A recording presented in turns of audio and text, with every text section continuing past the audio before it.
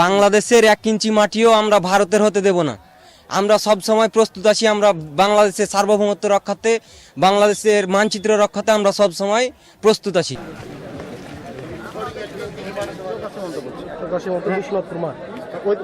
এখানে তারা বিগত দিনে 150 গজের ভিতরে একটা রাস্তা নির্মাণ করেছিল। বিগত দিনে আমাদের বাংলাদেশ সরকার এর প্রতিবাদ জানায়নি। এখন তারা কাঁটা তার দিতে চাচ্ছে 150 গজের ভিতরে। এটার আমরা প্রতিবাদ জানিয়েছি। আমাদের এখানে সকল কৃষক আছে, সবাই আমরা প্রতিবাদ জানিয়েছি। আমরা চাই তারা আন্তর্জাতিক নিয়ম অনুযায়ী কাজটা করুক।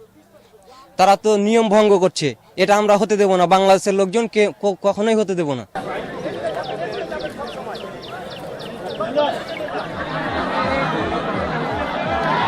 50 গজ দূরে বেড়াটা রোডটা করে নিয়েছে আওয়ামী লীগের আমলে, এবং বিজেপি এবং এর আগে আওয়ামী লীগের কোনো লোকজন বাধা দেয়নি। এখন বর্তমানে রোডের পরিবর্তিতে এখন রোডের পাশ দিয়েই তার বেড়া দিচ্ছে। কিন্তু আমাদের পাশ থেকে জমি, এই যে অনেক ফসল আছে, তারা বেড়া দিবে রোডের পাশেই। এই বিজেপি এসে গুলি করে কাকে টেনলে চলে যাচ্ছে, আর কোনো প্রতিরোধ হয় না। বিজেপি বাধা দিয়েছে, তাই আমরা ওর সাথে প্রতিরোধ করতেছি। গ্রামবাসী আমরা সবাই জনগণ বিজেপির পাশে দাঁড়িয়ে আমরা এটার প্রতিরোধ করতেছি।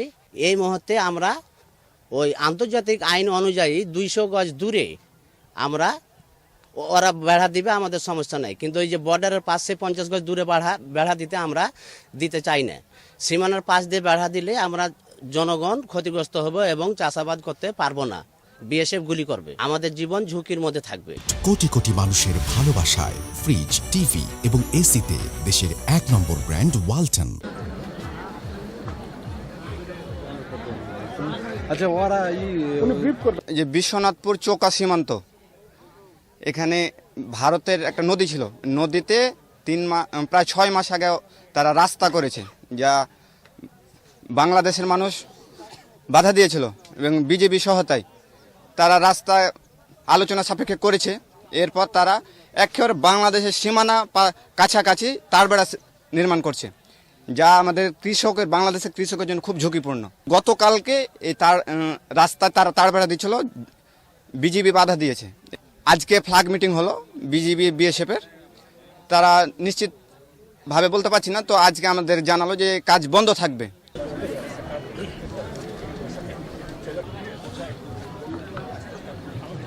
দেড়শো গজ ভিতরে ওদের তার বেড়া দিবার কথা, সেহেতু ওনারা 40 গজ ভিতরে তার বেড়া দিতে লাগছে। এবং আমাদের খেত, সরিষা, যে বইয়ের আম বাগান আছে, এসব আস্তে আস্তে চেপে চলে আসছে ওরা।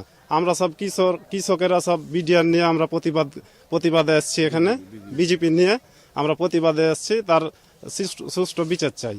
কেন একটা দেশ এভাবে ছোট দেশ পেয়ে চেপে চলে আসবে ওরা, আর এভাবে অন্যায় করবে?